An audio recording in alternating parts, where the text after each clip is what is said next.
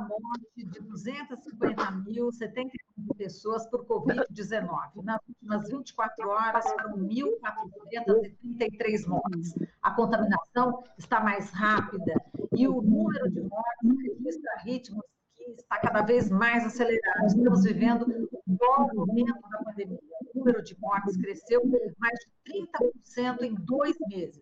Essa é a situação do Brasil há um ano do primeiro caso de Covid registrado no país.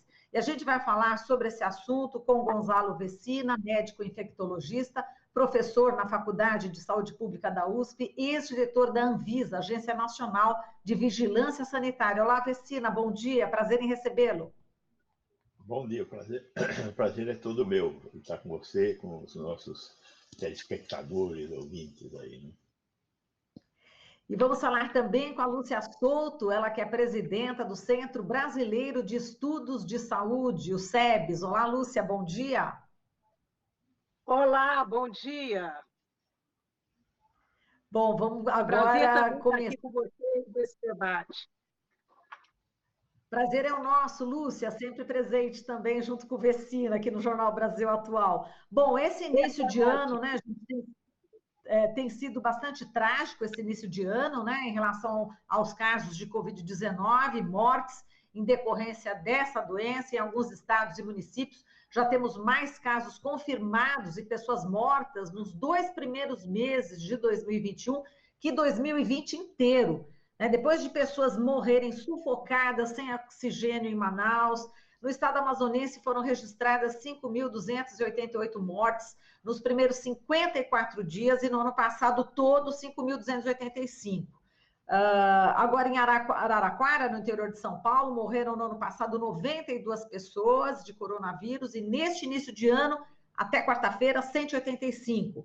Vamos falar desse quadro avassalador da pandemia, né? Eu queria que vocês analisassem este quadro, né? Eu citei aqui apenas alguns exemplos, né, de casos pontuais, mas a quantidade de mortes pode ser ainda maior do que esses dados oficiais, e essa é a tendência em outras localidades do Brasil, inicialmente Lúcia, né, Vecina? Claro. Vamos lá, Lúcia. Bom, primeiro, essa situação, esse caos sanitário que está instalado no país, ele é gravíssimo, né? Nós estamos vendo que nós temos um governo responsável por essa situação, que, na verdade, não fez nada. Nós não temos vacina na quantidade necessária. Se não fosse Fiocruz e Butantan, que lá atrás, no ano passado, fizeram contratos com a AstraZeneca, e no caso do Butantan, com a Sinovac, nós não estaríamos nem com essa disponibilidade. Eu sou médica sanitarista da Fundação Oswaldo Cruz, essas instituições que são públicas, importantíssimas para o Brasil, mas nós estaríamos numa situação ainda mais grave do que estamos hoje, né? Mas é uma situação realmente indignante. Eu acho que hoje a indignação ela toma conta da população brasileira, porque nós não vemos nenhum gesto responsável desse governo para enfrentar essa gravíssima crise sanitária. O Brasil está em último lugar na gestão da pandemia do mundo. Nós temos uma aberração, que é a emenda constitucional 95, é o único país do mundo que tem uma emenda que congela gastos da saúde por 20 anos. Não há nenhuma outra experiência no mundo com essa proposta, e isso tem impactado muito gravemente o Sistema Único de Saúde. O ano passado nós tivemos um orçamento de emergência que aportou para o SUS 34 bilhões de reais. Esse ano a Lei de Diretrizes Orçamentárias, ela já prevê a volta, né, da emenda constitucional 95, e por isso nós estamos aí junto da Frente pela Vida, que o SEBS integra, ao Conselho Nacional de Saúde, que também integramos, fazer essa petição pública nacional pelo piso emergencial pelo menos esse ano e o ano que vem, na briga nessa tirada da EC 95, mas queremos fazer um acordo, né, e propor e pressionar. Ontem nós fizemos uma grande jornada de lutas no Congresso Nacional. As nossas entidades da Frente pela Vida foram recebidas pelo senador Rodrigo Pacheco e também pela presidenta da Comissão de Orçamento da Câmara, a deputada Flávia, no sentido de, pelo menos, a sociedade civil conseguir, junto ao Congresso Nacional, reunir forças para que a gente consiga, de fato, enfrentar essa situação que você descreveu com muita precisão. Nós estamos numa situação crítica, precisaríamos ampliar o leque de vacinas disponibilizadas no Brasil, isso com toda a segurança. Estamos aí com o Gonçalo Vecina, que é o fundador da Anvisa, respeitando todos os critérios que a Anvisa determina, mas o Brasil não fez as negociações necessárias. Então, o que resta, e eu acho importante isso, é uma ação efetiva da sociedade civil, como estamos fazendo, porque nós precisamos enfrentar essa situação, apesar do governo. A imagem que eu sempre estou usando nós estamos navegando em mar revolto contra essa maré, mas eu acho que a sociedade está atenta, né? Isso eu acho que é importante dizer. Essa nossa presença ontem no Congresso Nacional foi muito importante para que a gente possa estar, primeiro, também enfrentando outra coisa que é inacreditável nesse momento de caos sanitário provocado por esse governo. Ele apresenta ao Congresso Nacional uma emenda que já estava percorrendo o Congresso desde 2019, que é uma emenda que desvincula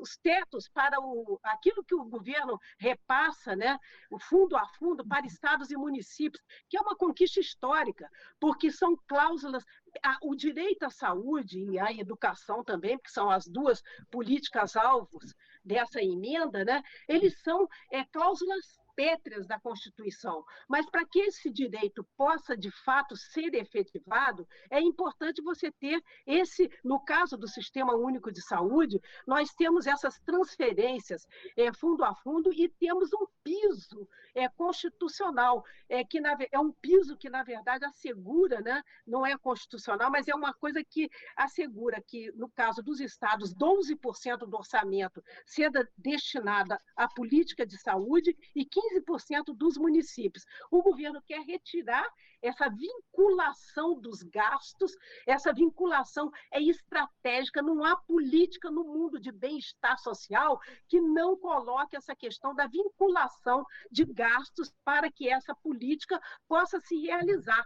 Então, no momento de caos sanitário, o governo propõe a desvinculação desses pisos que estão constitucionais e que são asseguradores, entendeu, dessa construção e efetivação do direito à saúde. Não é um direito proclamado apenas na Constituição. Para ele ser efetivado, ele precisa de recursos. Então, é uma situação que realmente é estarrecedor. Eu acho que a palavra que eu diria é estarrecedor, que num momento como esse, de caos sanitário, o governo apresente uma proposta de redução e de desvinculação desses pisos para a saúde e a educação também. E outra questão importante é que o auxílio emergencial que eles estão apresentando é reduzido para um grupo, menos 30 milhões de brasileiros, e pretendem tirar este valor daqueles que já não têm quase nada. Quer dizer, então é realmente uma conta que não fecha. Essa conta não fecha e nós estamos nos mobilizando para barrar essa afronta à sociedade brasileira nesse momento crítico que você descreveu de caos sanitário no país, provocado por essa inação e essa cumplicidade e essa sabotagem deste governo, que é realmente irresponsável, genocida, e nós não suportamos mais. Eu acho que é um sentimento hoje na sociedade brasileira de esgotamento. Quer dizer, as medidas estão disponíveis, poderíamos estar muito melhor, porque teríamos a capacidade de estar enfrentando isso com o Sistema Único de Saúde, com o Programa Nacional de Imunização, tendo realmente meios e instrumentos para isso acontecer. Mas estamos assistindo à sabotagem, mas não estamos inativos. Isso é importante, não estamos impotentes diante dessa realidade. Estamos nos articulando a uma grande frente nacional hoje para, primeiro, assegurar vacina já, no menor prazo possível, para que a gente realmente possa impedir, entendeu? A circulação do vírus, e, portanto, essa meta é importante, e, na verdade, evitar também o camarote da vacina, né? Que conseguimos retirar no Congresso Nacional, mas hoje, no Senado, também volta de novo essa questão da venda de vacinas, para aquisição de vacina pela rede privada. Parece que o projeto que está correndo no Senado é um projeto que, pelo menos, já está dialogando com essa surpresa da sociedade, né? Porque nem os grupos prioritários você ainda vacinou, e eles pretendem fazer com que a vacina pretendiam, né? Porque a proposta que está correndo hoje no Senado, ela já minimiza isso, porque diz que os grupos prioritários eles têm que ser atendidos primeiro, que as vacinas, se por acaso isso passar, terão que ser destinadas ao SUS, pelo menos no momento, um quantitativo de 50%, mas acho que isso será veementemente discutido no Senado, como foi também na Câmara, que essa cláusula foi retirada da emenda que estava sendo apresentada à Câmara de Deputados. Então, realmente é uma luta árdua que nós estamos vivendo na sociedade brasileira. Hoje nós estamos com 250 mil mortos, é um luto que hoje é verbo, né? Na verdade, nós estamos numa situação realmente exaustivo, né? Mas eu quero passar também aqui a mensagem que, mesmo sendo exaustivo, nós estamos numa jornada de lutas. Isso é que é importante. O SEBS, a Abrasco, Rede Unida, Sociedade Brasileira de Bioética, o Conselho Nacional de Saúde, na liderança disso, estamos nessa jornada de lutas hoje, e é isso que estamos num crescente, né?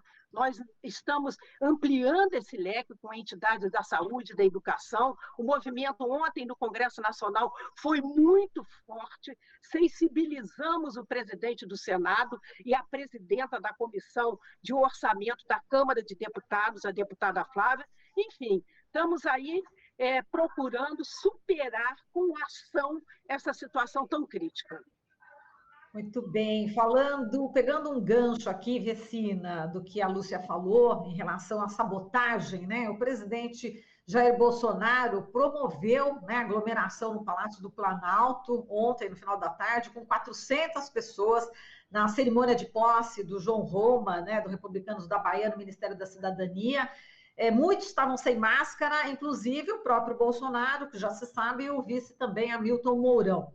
Bom, então, em relação a essa falta de gesto responsável, Vecina, todo esse quadro que a gente apresentou no início, com mais esses dados todos que a Lúcia passou, está exaustivo, mas é preciso muita coragem também para fazer esse enfrentamento. Eu queria que você falasse, Vecina, como é que você está analisando nesse 1 ano, né? A gente está vivendo o pior momento. Você, como profissional, fundador da Anvisa, com tantos anos de dedicação à saúde pública, como é que você está analisando este quadro atual, Vecina? A Lúcia foi muito eloquente na fala dela e deixou muito claro o que nós estamos vivendo, né? Infelizmente, nós não temos surpresas com esse governo. É tudo muito ruim, já acabou a surpresa, né? Nós vimos esse desrespeito pela forma como essa doença se espalha, o não uso de máscara, a total desleixo em relação a aglomerações, sabendo que esta é uma doença que se propaga através do ar, né? Então, é muito importante evitar locais fechados e locais onde aerosóis não possam se disseminar. Então, essa atitude do presidente Bolsonaro, que é uma atitude que ele vem tendo desde o início, né? A proposta do Bolsonaro é: vamos deixar o maior número de pessoas pegar a doença, que assim a doença acaba, porque vamos ter todas as pessoas vão ter a doença e a doença acaba. O grande problema desse raciocínio é que quando nós temos pessoas que se infectam, nós temos um aumento do número de mortes. Então, neste momento, nós estamos com 250 mil mortos, nós temos mais ou menos 20% da população que já teve a doença. A estimativa é em torno de 20%, né, já teve a doença. Para chegar na imunidade de rebanho, nós estaríamos falando que nós precisaríamos chegar em 70% da população tendo tido a doença. Então, de 20% para 70%, quando eu com 20%, consegui ter 250 mil mortos.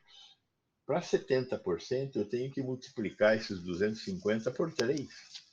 Quer dizer, a expectativa do nosso presidente é que nós cheguemos a quase 800 mil mortos para controlar essa epidemia. Quando não é necessário ter os 250 mil mortos, seguramente uma parte importante desses 250 mil mortos são fruto dessas políticas negacionistas do Ministério da Saúde e do governo dele. Agora, chegar a 800 mil mortos é inacreditável, é inaceitável. O que nós temos que fazer é vacinar a população. E enquanto não tivermos vacina, nós temos que ter políticas de isolamento social.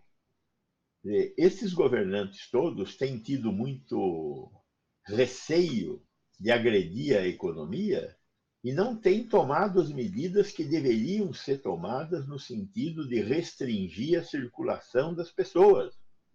Quanto mais pessoas estiverem na rua, mais casos e mortes nós teremos. Essa coisa parece uma coisa surpreendente, né? Então, de repente, vem, como você estava falando há pouco, diz: olha, estamos tendo mais casos agora do que tivemos no ano passado. Mas isso não é um milagre. Isso não é um abracadabra. Isso é fruto da forma como o Estado brasileiro está enfrentando a pandemia. Ou seja, está deixando correr solta a pandemia. Não tem cabimento o que está acontecendo hoje no Brasil. Na Europa, nos Estados Unidos, nós estamos vendo uma redução do número de casos. Essa redução tem 2 vetores importantes. Um vetor é o isolamento social. Inegavelmente é o isolamento social. O outro vetor é a vacina que nós não estamos tendo. Então, está na hora de cobrar dos governos uma atitude que responda às necessidades deste momento. Quais são as necessidades? Isolamento social. Decorrente do isolamento social, há necessidade urgente de auxílio financeiro para os pobres. A economia informal para completamente quando a economia formal diminui a sua atividade. E quem vive da economia informal, 40% da população brasileira, passa fome. E como é que faz para conseguir sobreviver à fome? Se o Estado não participar desse socorro, eu tenho certeza que a população vai encontrar o caminho para ter comida. Ninguém vai morrer de fome. Então, essas duas questões nós temos que resolver: o isolamento e a proteção da sociedade da sua desigualdade, essa desigualdade estrutural que o país tem. Então, não tem outra saída para isso. Temos que repensar essa história da vacina, que tem muita bobagem, muita inação por parte do Ministério da Saúde, mas temos também que ver essa questão do socorro financeiro para os pobres. Exato. E com risco aí de convulsão social, não é isso, Vecina? Se não houver o socorro emergencial, não tem saída. Como é que um pai de família vai se comportar ao ver seus filhos com fome? Ele vai buscar comida. Aonde tem comida? Qual vai ser a consequência disso? Nós vamos ter convulsão social, sim. Esses caras lá em Brasília estão fazendo pouco da população brasileira. E se nós tivermos convulsão social, talvez seja o que eles querem. Né? Tem duas hipóteses aí, né? Distribuir dinheiro para conseguir se reeleger ou ter uma convulsão social para dizer que esse povo só vive se tiver uma ditadura aqui. Esse eu acho que é o projeto do Bolsonaro. O projeto inicial do Bolsonaro é esse: levar o país a um beco sem saída e aí tentar instaurar uma ditadura. Mas, como disse a Lúcia, a sociedade está presente, nós estamos atentos e nós estamos fazendo política, que é o que nós temos que fazer. Vocês estão nos apoiando, vocês estão fazendo informação. Essa informação tem que circular na sociedade, para mostrar à sociedade quais são as alternativas que nós temos que construir.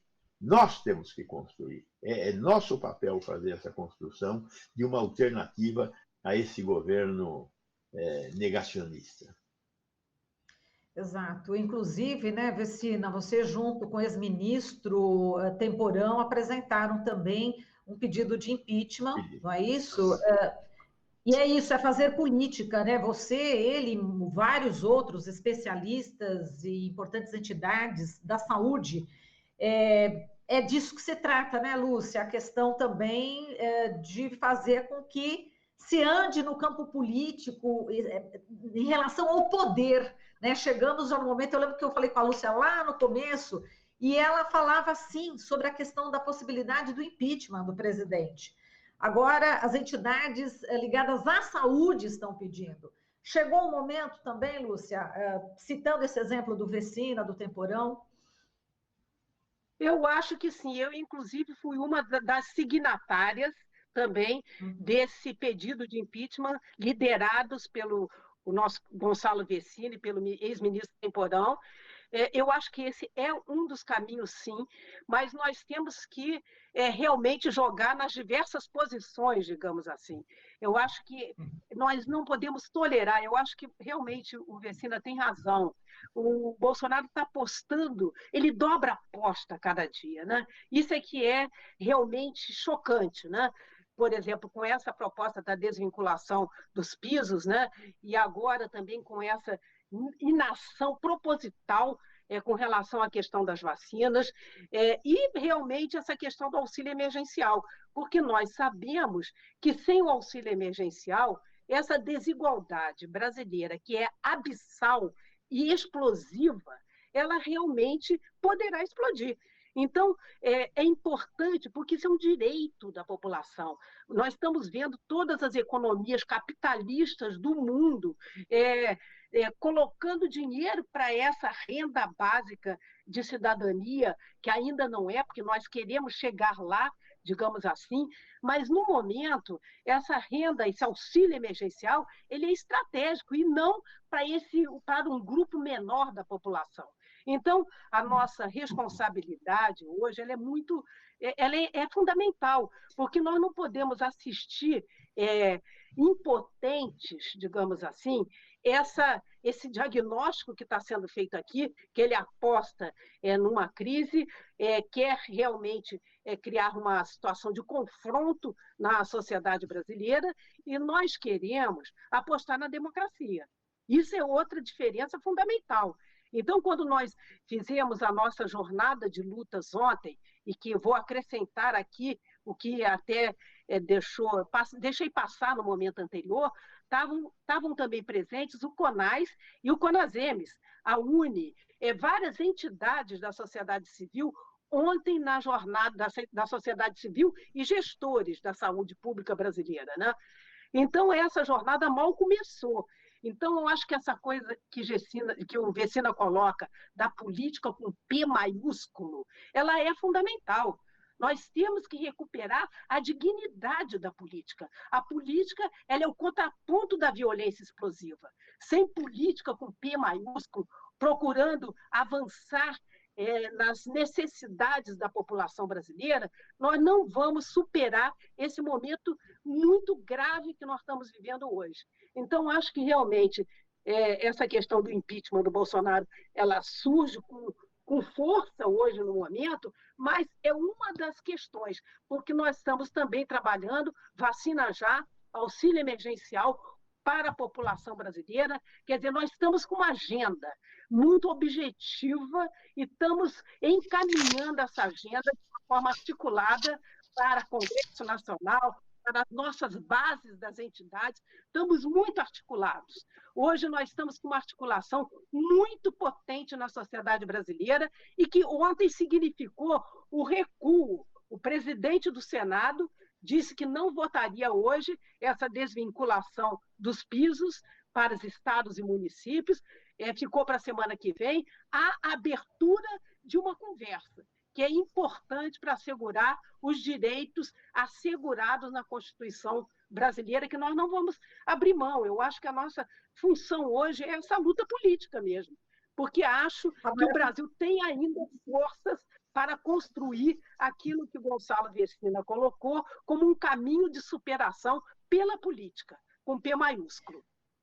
Muito bem. Agora, Vecina, o presidente Jair Bolsonaro disse que pode vetar a aquisição da vacina da Pfizer, caso o parlamento permita a aquisição da vacina com a isenção de responsabilidade do laboratório em caso de efeitos adversos, né?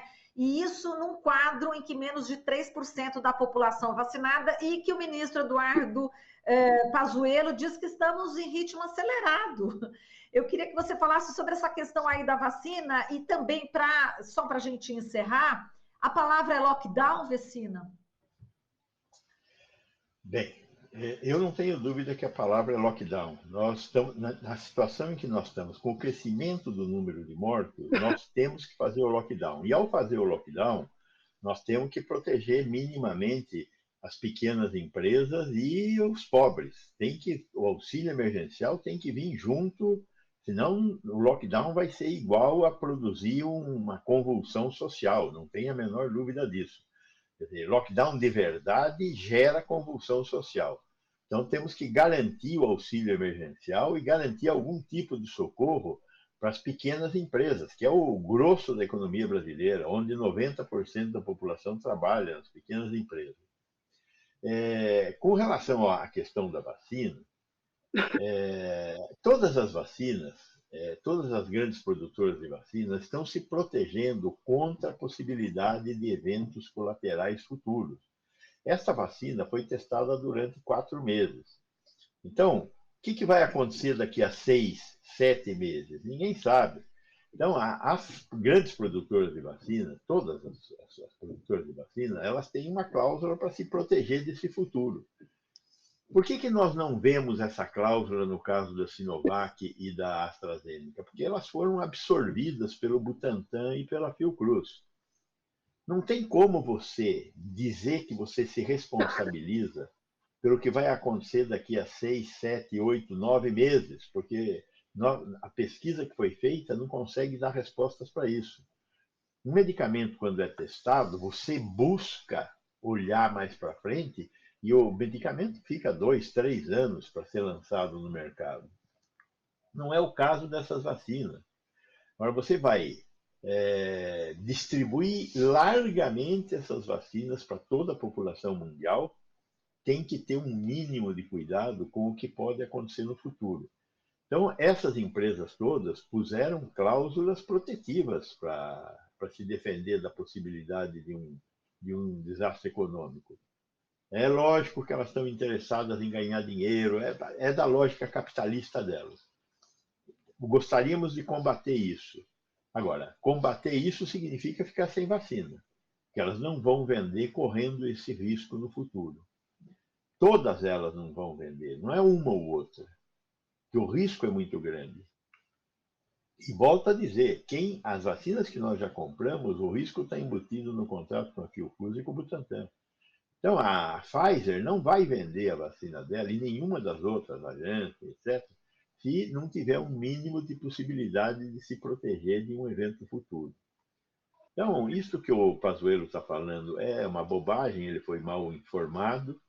E nós temos que comprar mais vacinas, porque senão nós só vamos conseguir terminar de vacinar em janeiro, fevereiro de 2022.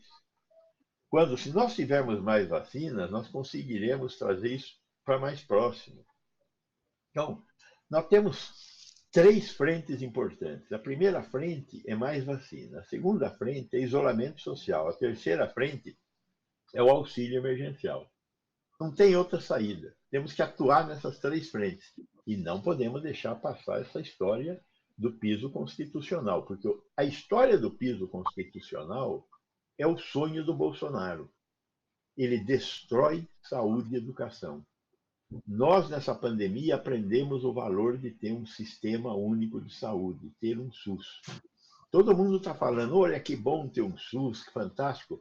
A proposta do Guedes Bolsonaro é acabar com o SUS e com as poucas conquistas que nós conseguimos ter na educação.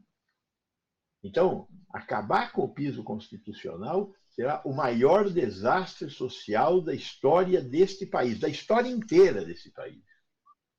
Então, nós temos que ter uma capacidade de luta muito grande contra essa medida que este governo está urdindo para acabar com o piso constitucional. Então, tem esse cenário todo que nós não podemos deixar nada ficar de fora, porque se cair uma dessas peças, acaba a sociedade brasileira. Perfeito. Bom, e com esse alerta, a gente encerra aqui a entrevista com 2 pesos pesados da saúde pública no Brasil, que eu tive a honra agora de conversar. Com muita emoção, né? Enfim, que eu termino essa entrevista, esse encontro muito importante, muito marcante, histórico, de Lúcia Souto, ela que é do Instituto Fiocruz também, presidenta do Centro Brasileiro de Estudos de Saúde. Lúcia, forte abraço para você.